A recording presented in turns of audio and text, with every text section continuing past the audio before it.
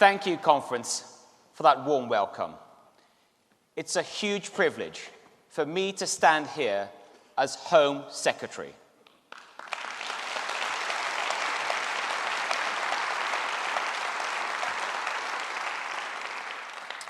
Now, I know the question that's on your mind, so let's just deal with it now, up front. Yes, I did watch The Bodyguard. No, it wasn't very realistic. For a start, my code name is not Lavender.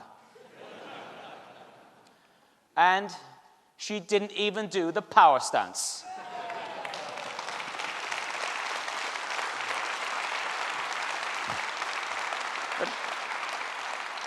But let me tell you another story. A story which started in the 1960s. Abdul Ghani Javid left Pakistan and landed in Heathrow. He spent what little he had on a coach ticket and spent his first night right here in Birmingham. Then he continued up north to Lancashire to find work on a cotton mill. After standing outside that mill for weeks, he got that first job, and then he started a family. Eventually, there were 7 of us living in a 2-bedroom flat on what the papers called Britain's most dangerous street. That's my story. And if you had told me then what I would be doing now, I would tell you it's less believable than any TV drama. That makes me so proud, not just for myself and my family, but for my country.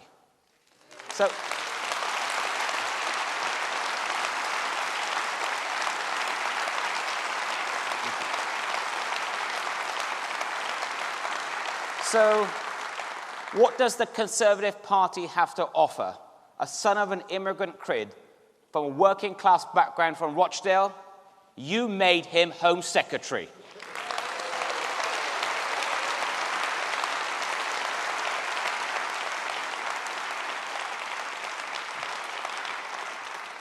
Now, this new challenge is something that I'm giving absolutely everything to. So I'm especially grateful to have one of the best ministerial teams. We've got Caroline Noakes, Ben Wallace, Nick Hood, Victoria Atkins, and Susan Williams. And it's backed up by a fantastic parliamentary team: Simon Hall, Rachel McLean, Paul Masterton, Paul Maynard, and Zahida Manzoor. So thank you to my whole team at the Home Office.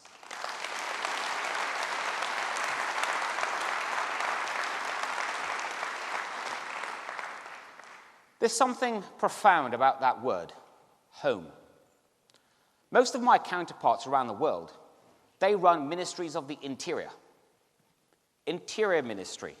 It's got a cold and brittle feel around it. Home is where you feel safe, comfortable, and in control. It reflects your identity and your values, and it's your base for going out into the wider world. That's exactly the kind of place we want the UK to be. Here's the pledge of this party. Britain, a home for all its citizens. Together we will build a stronger home.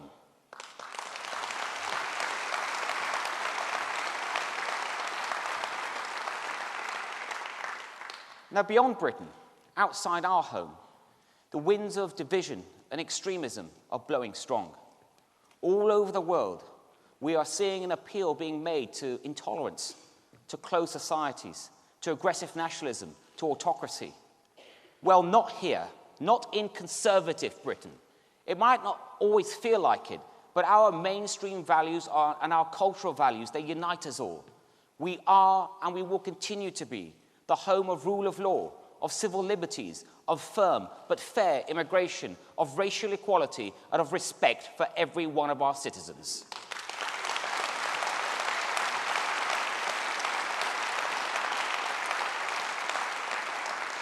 We will fight fear with optimism, prejudice with tolerance. We will fight fight against hate with hope. That is our kind of conservatism. We choose the path of modern Britain, tolerant Britain, global Britain.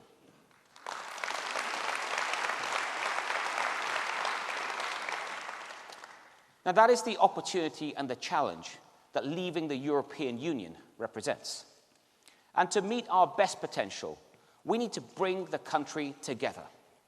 The worst way to do that would be to backtrack on the referendum result. If Brexit feels like a dividing line now, just imagine what it would feel like if we didn't follow through on the result of the referendum.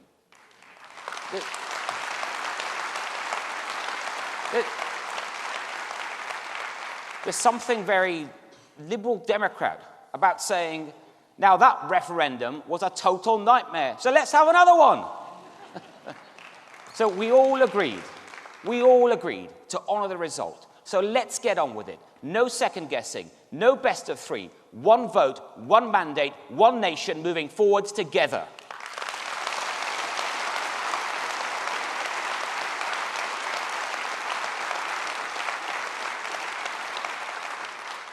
Now, this is a time to reaffirm our identity and our values as a country, to renew our sense of citizenship, what it means, who is it for, what is it part of, and to do whatever we can to protect our society and its values in the years to come. So, I want to talk to you today about how we keep our home safe, how we should and will continue to welcome people into our home, and how we will make sure that our rules and values are upheld for the good of everyone. We are going to get these things right. We are going to heal those divisions, and we will build that stronger home. The first duty of government is keeping our nation and our people safe. So security underpins our liberty and our prosperity. Last year, we experienced 5 terror attacks on British soil. This year, we've seen a brazen attack in Salisbury by a hostile state.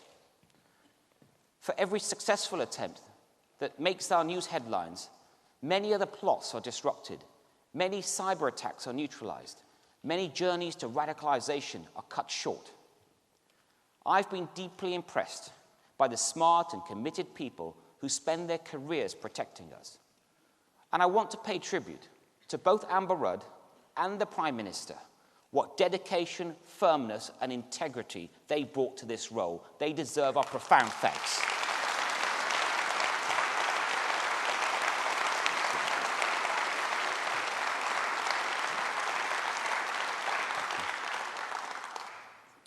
But I'd like to add something else.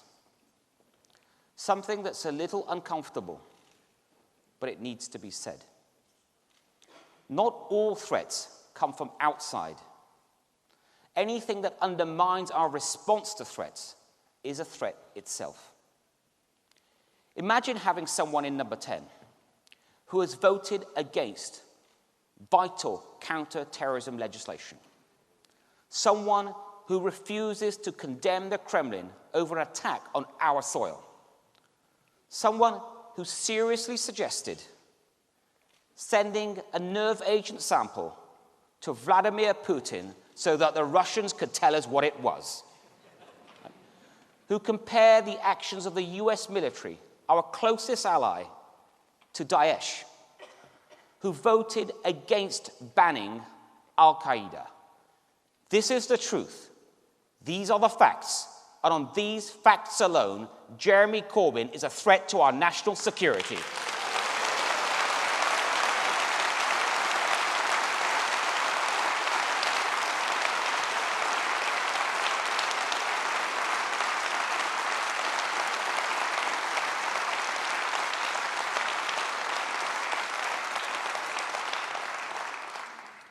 Let me tell you something else.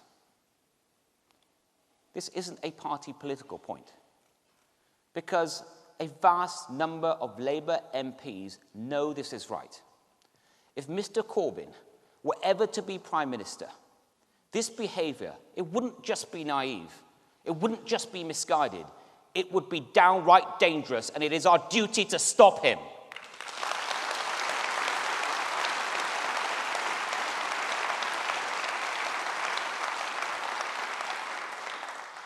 Keeping our liberal, tolerant democracy safe is about more than just national security. Threats to our law-abiding society are evolving quickly. We must evolve with them, and we must step up our own response. Online, there are new threats to our cybersecurity and to keeping our children safe. I won't flinch from responding to these challenges, and that includes standing up to the tech giants and demanding that they take their responsibilities seriously. And they should be in no doubt. We will legislate. How we legislate will be influenced by the actions that they choose to take now.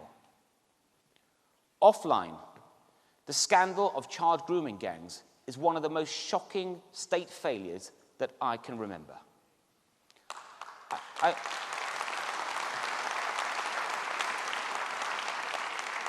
And I will not let cultural or political sensitivities get in the way of understanding the problem and doing something about it.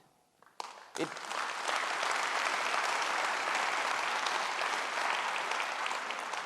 is a statement of fact, a fact that both saddens and angers me, that most of the men in recent high-profile gang convictions have had Pakistani heritage. This behavior is a disgrace to that heritage. So I've instructed my officials to look into this unflinchingly, and where the evidence suggests that there are certain cultural factors driving this, I will not hesitate to act.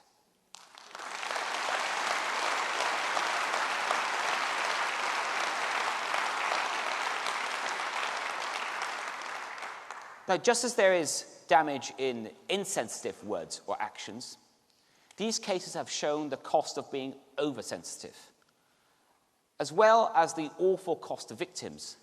If problems like this are left unchecked, they will also give fuel to those who want to stoke division between our communities. This is how the seeds of destructive populism are sown, and I'm in a position to deal with this confidently, and I will.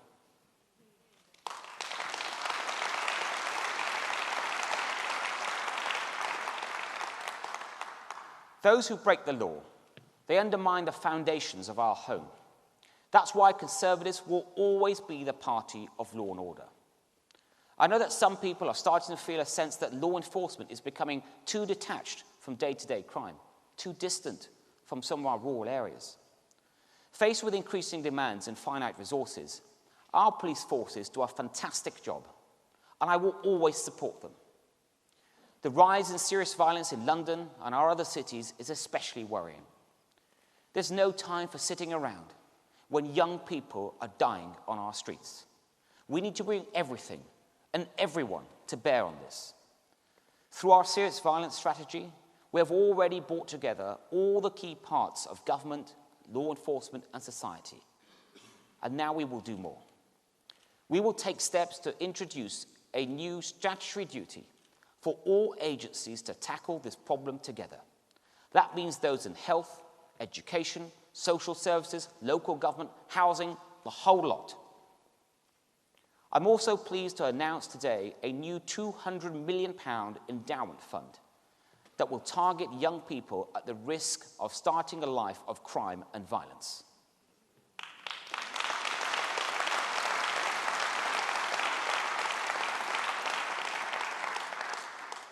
We know that one of the causes of the rise in serious violence is changes in the market for illegal drugs. We need a much better understanding of who the drug users are, what they take, how often they take it, and so much more. So I will launch a major review of the market for illegal drugs. And armed with this evidence, I will step up that fight against drugs and gangs that prey on our children. Because on my watch, illegal drug use will never be tolerated.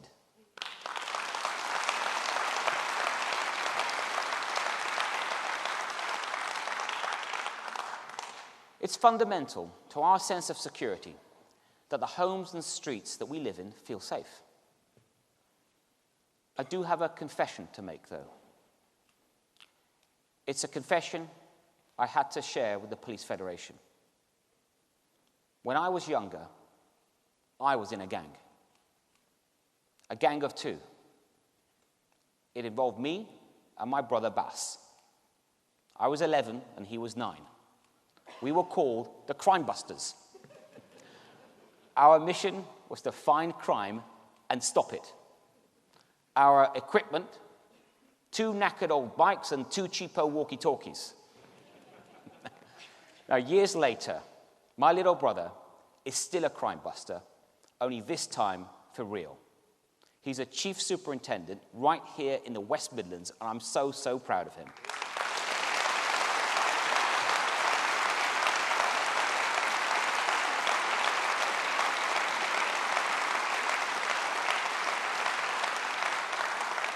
And I also know that we are all very grateful to West Midlands Police and all the supporting forces for keeping us safe here at conference.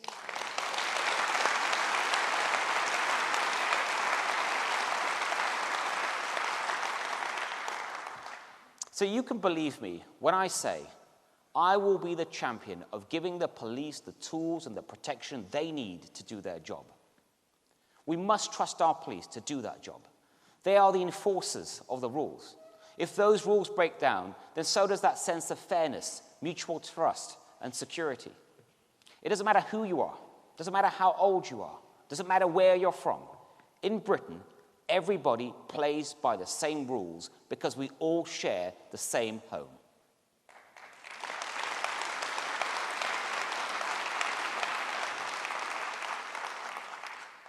Sometimes you have to be tough in enforcing shared rules. But being strong and safe doesn't have to mean being closed and unwelcoming.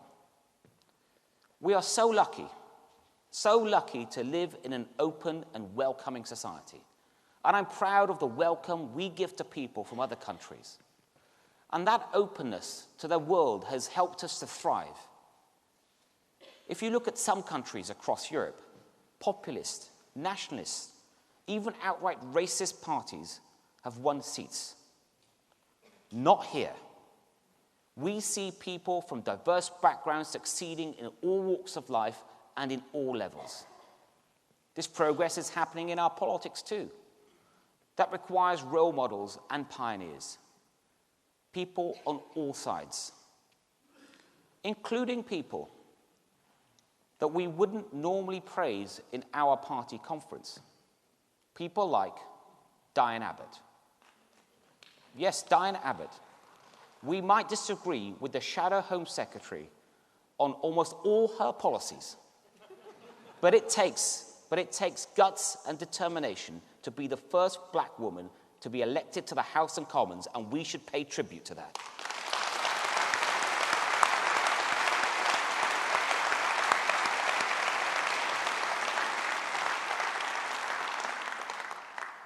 As Conservatives, we focus on not where you're from, but where you can go.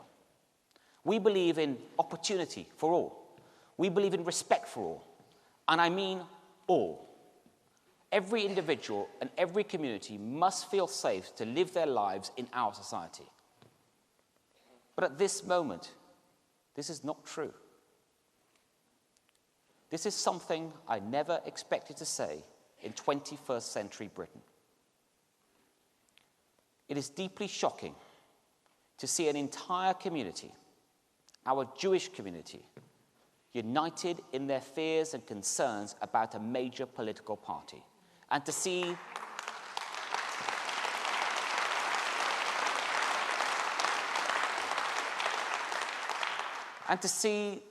that party, especially its leader, repeatedly failing to respond to those concerns with the seriousness that's required. This party will root out anti-Semitism whenever and wherever we find it.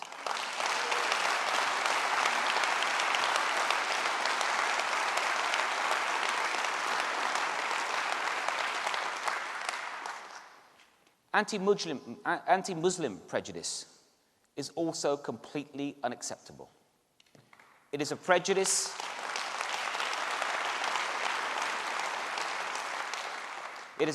that sometimes turns into violence. And I know from family and friends that people in the Muslim community need reassurance. And we stand with them too. Together, for all our citizens, we will build a stronger home.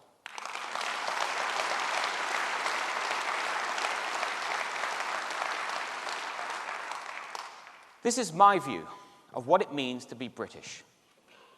Following the decision to leave the EU, we have both the need and the opportunity to define our country once more, to define ourselves at home and abroad. So I want to talk to you about our shared British values and what we should be as a country. Because at its best, Britain is open, welcoming, and tolerant. But Britain also has high expectations, too, of the behaviors and the standards and values that we are all proud of. I stand before you as the first Home Secretary in a generation that is actually able to define an immigration system without being constrained by the EU.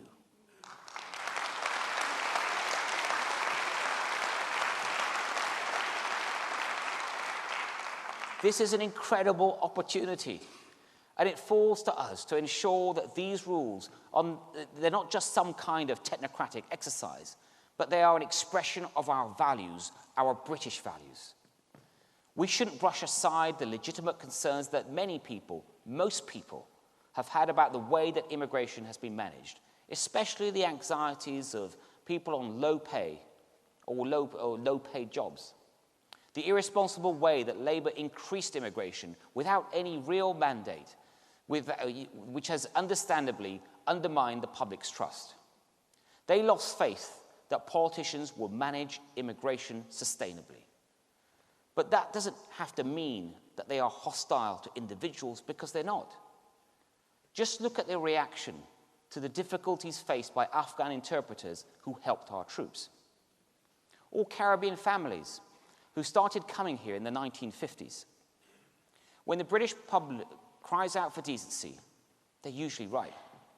The Windrush scandal was a public policy failure many years in the making. These were people who rightfully settled here from the Commonwealth decades ago and became pillars of our communities. The way the system has been treating them over many years deeply offended our sense of fairness, so we are doing everything to put it right.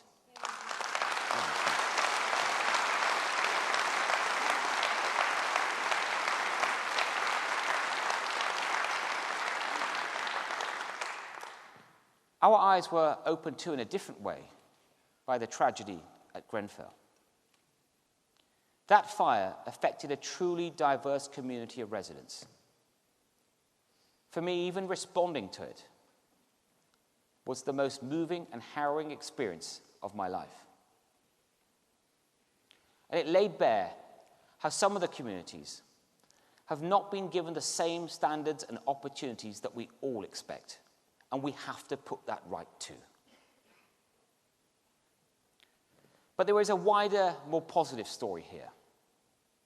It is my strong belief that immigration has been good for Britain. We have adopted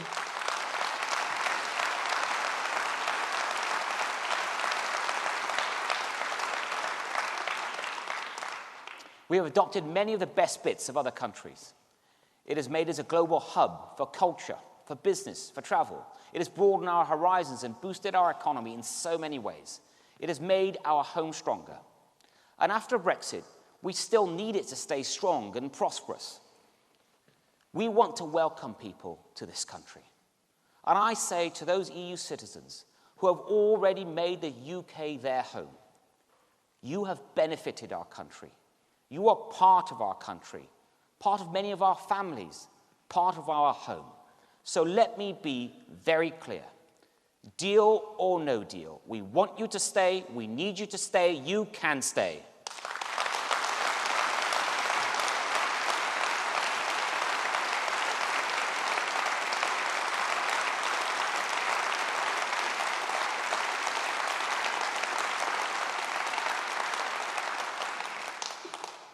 Thanks to the referendum, we now have a unique opportunity to reshape our immigration system for the future. A skills-based, single system that is opened up to talent from across the world. A system that doesn't discriminate between any one region or any one country. A system based on merit that judges people not by where they are from, but what they can do. What people want and what they will get is control of our own immigration system, with a lower and sustainable level of net migration. And above all, that has to mean one thing: an end to freedom of movement.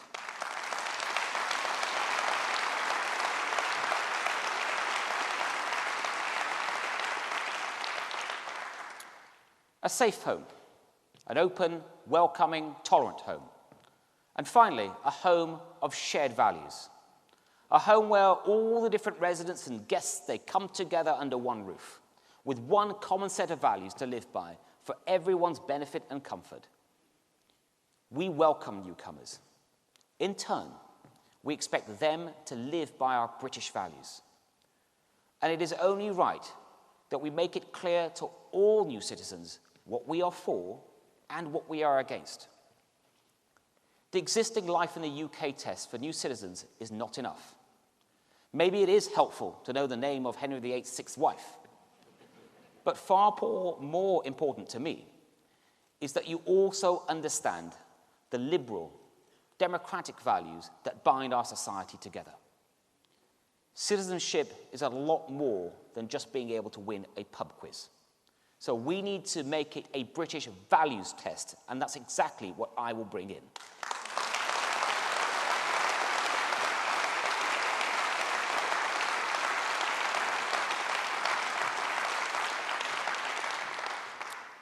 It's about signing up to those values, the values that we all share and live by together.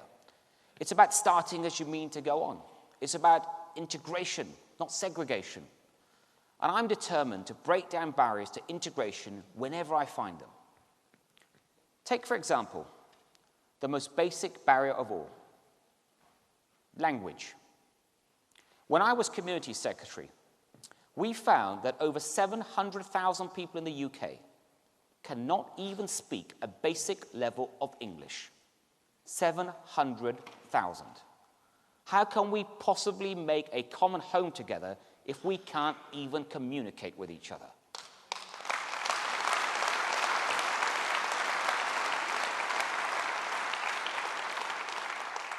That's why I created a new Integrated Communities Fund to work with people already in our country. And now, as Home Secretary, I will apply these principles to those who arrive in our country. So not only will there be a new values test, but we will also strengthen the English language requirements for all new citizens.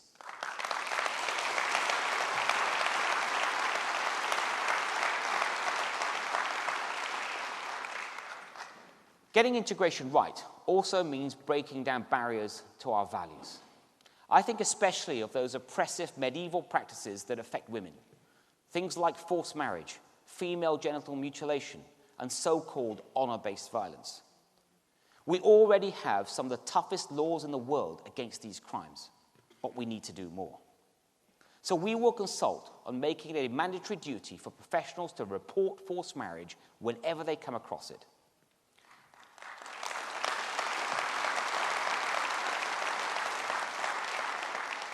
And when women have the courage to come forward and inform us that they have been forced to sponsor a spousal visa against their will, we will not only protect their anonymity, but we will also do everything we can to deny and revoke that visa.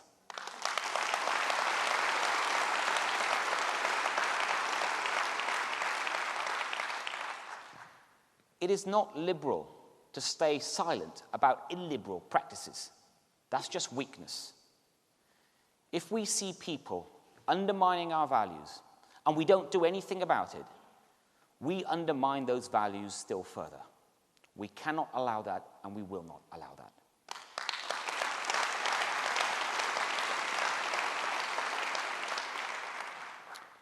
And we will not stand back when some people go absolutely against everything we stand for. If you leave our home and you go abroad to join Daesh or some other terrorist group, you are rejecting our values and endangering our security.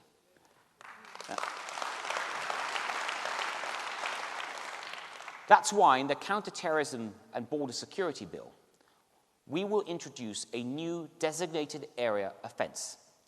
This gives the Home Secretary the power to criminalize travel to terrorist hotspots like Daesh's so-called caliphate.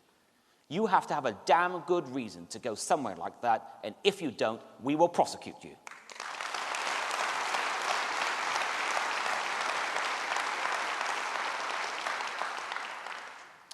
And if you are actively engaged in fighting for these groups, you should also know that you are putting your citizenship at risk.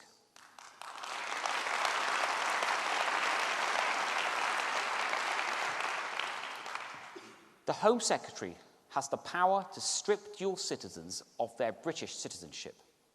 It is a power used for extreme and exceptional cases. It should, of course, be used with great care and discretion, but also determination. In recent years, we have exercised this power for terrorists who are a threat to our country. Now, for the first time, I will apply this power to some of those who have been convicted of the most grave criminal offences.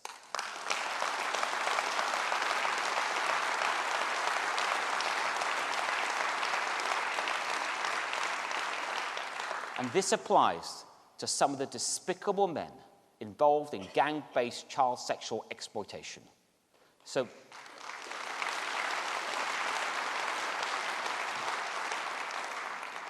my message to the very worst criminals is clear. If you grossly abuse the laws of this country, you will no longer be welcome in our home.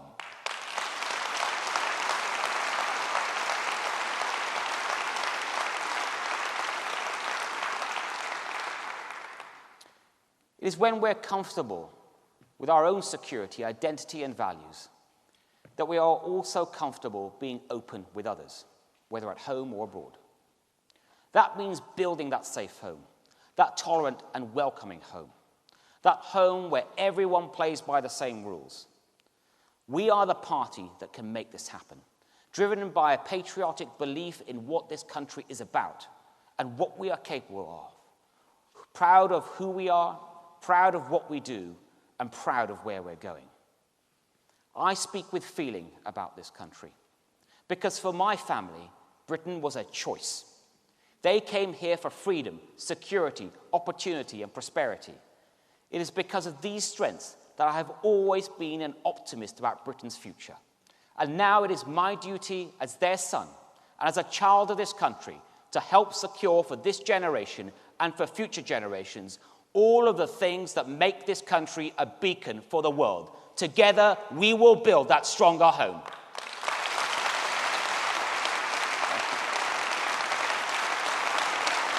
Thank you. Thank you.